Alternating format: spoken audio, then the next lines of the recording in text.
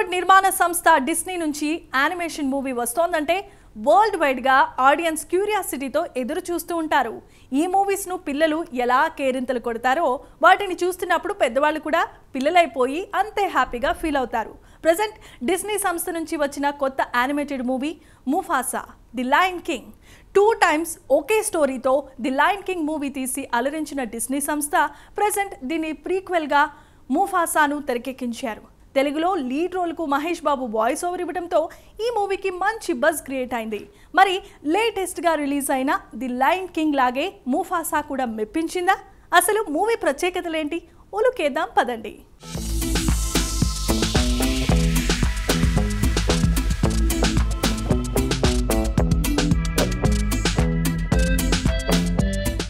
ఇక cinema story విషయానికొస్తే పెద్ద సింహం కొడుకైన ముఫాసా చిన్నప్పటి నుండి చాలా చురుగ్గా ఉంటాడు. వేగంలో, తెలివిలో తనకు తానే సాటి. అయితే ఓ వరదలో కొట్టుకుపోయి తల్లిదండ్రులకు దూరమైన ముఫాసా దూరంగా వేరే రాజ్యంలో అనాథలా పెరుగుతాడు. ఆ రాజ్యానికి అధిపతైన ఒబాసీకి ముఫాసా అంటే అస్సలిష్టం ఉండదు. కాని అతడి భార్య, కొడుకు ముఫాసాను చేరదీస్తారు. ముఫాసా పెరిగి పెద్దయ్యాక కూడా ఒబాసీ మీద ఇష్టం తగ్గదు. అలాంటి టైంలోనే ప్రమాదకర తెల్ల సింహాలు ఒబాసీ భార్య మీద దాడి చేస్తాయి. ఆ దాడి నుండి కాపాడే ప్రయత్నంలో ఆ తెల్ల సింహాల రాజు కొడుకును ముఫాసా చంపేస్తాడు. దీంతో రాజు అతడిపై కక్షగట్టి అతడి వాళ్లందర్నీ అంతం చేయడానికి బయలుదేరతాడు. మరి తెల్ల సింహాల నుంచి ముఫాసా తప్పించుకున్నాడా? వాటితో పోరాడి గెలిచాడా?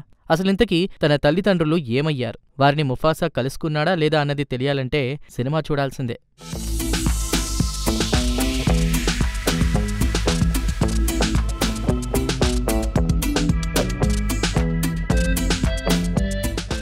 జంతువులు మాట్లాడితే, మనలా హావభావాలు పలికిస్తే, అవి కూడా అనుబంధాలు, ఆప్యాయతలతో విరాజిల్లితే, వాటి మధ్య కుట్రలు, కుతంత్రాలు, ఆధిపత్య పోరాటాలు సాగితే, ఇలాంటి ఊహలకే రూపమిచ్చి యానిమేషన్లో అద్భుతాలు చేస్తుంటారు హాలీవుడ్ ఫిల్మ్ మేకర్స్. తెరపై జంతువులు మనలా మాట్లాడుతుంటే, హావభావాలు పలికిస్తుంటే చూడ్డం గమ్మత్తుగా ఉంటుంది. అందులోనూ మనకు బాగా పరిచయం ఉన్న ఆర్టిస్టులు ఆ యానిమేటెడ్ మూవీల్లో జంతువుల పాత్రలకు వాయిస్ ఇస్తే అది ఇంకా గమ్మత్తుగా అనిపిస్తుంది. అందుకే ముఫాసాలో మెయిన్ రోల్కు మహేష్ బాబు వాయిస్ ఇవ్వడం అత్యంత ఆసక్తి రేకెత్తించిన అంశంగా మారింది.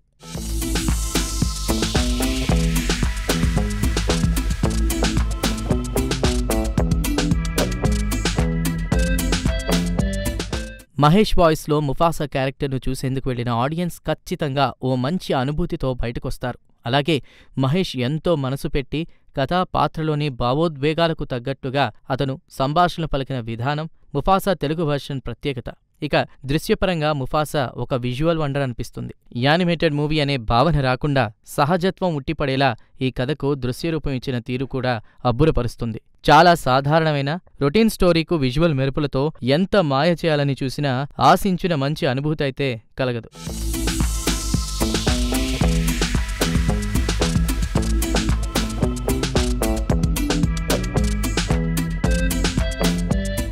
ఇక టెక్నికల్ విషయానికొస్తే అద్భుతమైన విజువల్ ఎఫెక్టుల మధ్య ముఫాసా చూస్తున్నంతసేపు నిజంగా మనం ఓ అడవిలో జంతువుల మధ్య సంచరిస్తున్న భావన కలుగుతుంది.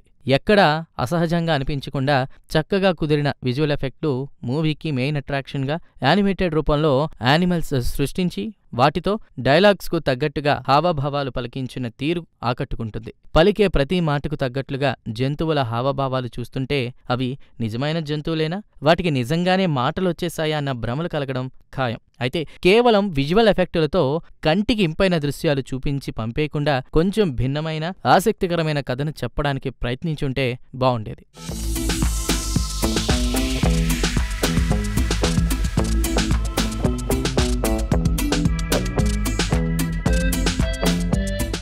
అలాగే చిన్నతనంలో తల్లిదండ్రులకు దూరమయ్యే ఓ కొడుకు, ఆ బిడ్డను చేరదీసి తన కొడుకుతో పాటు ఇంకో బిడ్డలా పెంచే ఓ తల్లి, ఆ అనాథ అంటే అస్సలు నచ్చని తండ్రి, ఇలా ముఫాసాలోని పాత్రలన్నీ మనుషులను పోలినట్లే ఉంటాయి. వాటి మధ్య సన్నివేశాలు, ఎమోషన్లు అన్నీ కూడా సగటు ఫ్యామిలీ డ్రామాను తలపిస్తాయి. విజువల్గా ఎంత మెప్పిస్తున్నప్పటికీ కథగా మాత్రం ముఫాసా ఏ దశలోనూ ఎగ్జైట్ చేయలేదు.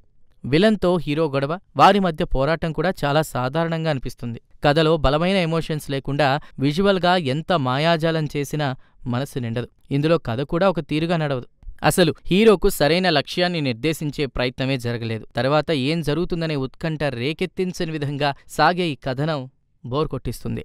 అక్కడక్కడ కొన్ని ఎపిసోడ్లు బాగున్నా కథపరంగా మాత్రం ఎగ్జైట్మెంట్ కలిగించదు ముఫాసా.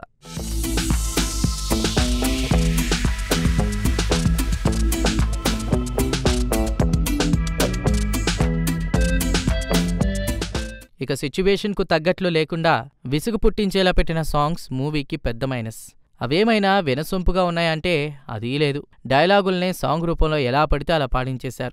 అయితే డైలాగులు మాత్రం భలే గమ్మత్తుగా అనిపించేలా ఆసక్తికరంగా రాశారు. చాలా చోట్ల సంభాషణలో చమత్కారం కనిపిస్తుంది. బ్రహ్మానందం, అలీ, జబర్దస్త్ శేషు వాయిస్ ఓవర్ చేసిన రోల్తో బాగానే నవ్వించగలిగారు. విలన్ క్యారెక్టర్కు అయ్యప్ప పి. శర్మ చెప్పిన డబ్బింగ్ కూడా బాగుంది. సాంకేతిక హంగులకేమీ సినిమాలో లోటు లేదు. ముఫాసా పాత్ర అనుకున్నంత బలంగా లేకపోయినా మహేష్ వాయిస్ ద్వారా దాని లోపాలను కొంత కవర్ చేశాడు. మొదట్లో వచ్చే వరద సన్నివేశాలు, క్లైమాక్స్లో విజువల్ ఎఫెక్ట్స్ భారీతనం ఆకట్టుకుంటాయి. మొత్తంగా చెప్పాలంటే ముఫాసా దృశ్యపరంగా మెప్పించిన కథాకథనాల్లో మాత్రం నిరాశపరుస్తుంది. విజువల్ ఎఫెక్ట్ కోసం, మహేష్ గాత్రం కోసం ముఫాసాపై ఓ లుక్కేయచ్చు గాని అంచనాలు తక్కువ పెట్టుకుంటే మంచిది.